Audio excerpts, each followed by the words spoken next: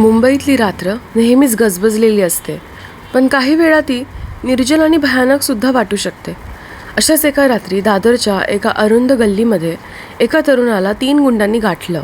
त्यांच्या हेतूचा अंदाज येताच तो भीतीने गारठला. मदतीसाठी ओरडण्याचीही त्याला भीती वाटत होती. तो तरुण एका पायाने थोडा लंगडत होता. तो एक महत्त्वाचा साक्षीदार होता.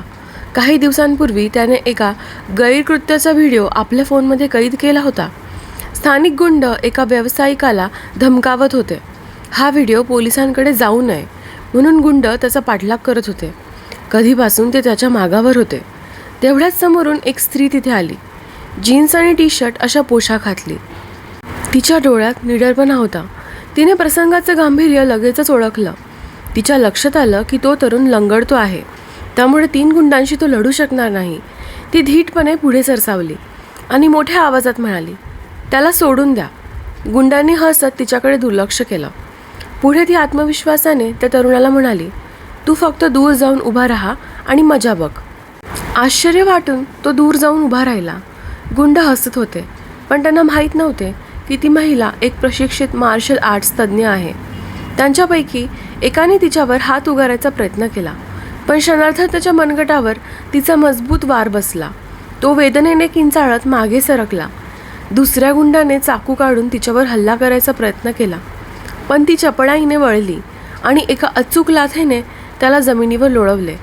तिसऱ्या गुंडाने तिला मागून पकडण्याचा प्रयत्न केला, पण त्याच्या पोटावर जोरदार कोपर बसला आणि तो खाली कोसळला. तेवढ्यात पहिला गुंड पुन्हा उठून तिच्यावर झेपावला, पण तिने चपळाईने त्याचा हात पकडला आणि जोरदार फेकून दिलं. तो धडाम आवाज करत भिंतीवर आदळला. दुसऱ्याने लोखंडी रॉड उचलून तिला मारण्याचा प्रयत्न केला, पण ती वेळेवर झुकली आणि त्याच्या गुडघ्यात जोरदार लाथ मारली.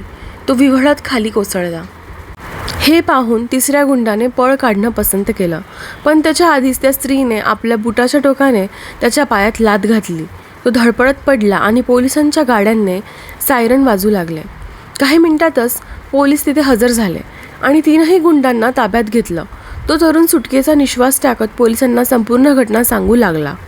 त्याने त्या व्हिडिओबद्दल माहिती दिली, ज्यामुळे गुंडांच्या टोळीचा पर्दाफाश होऊ शकत होता. पोलिसांनी या स्त्रीचे आभार मानले. स्त्रीच्या धाडसाने त्या तरुणाला नवचैतन्य मिळालं. त्याने थरथरत तिचे आभार मानले. ती हसली आणि म्हणाली, "मुंबई फक्त पुरुषांची नाही, इथल्या स्त्रियाही गरज पडल्यास कोणालाही धडा शिकवू शकतात."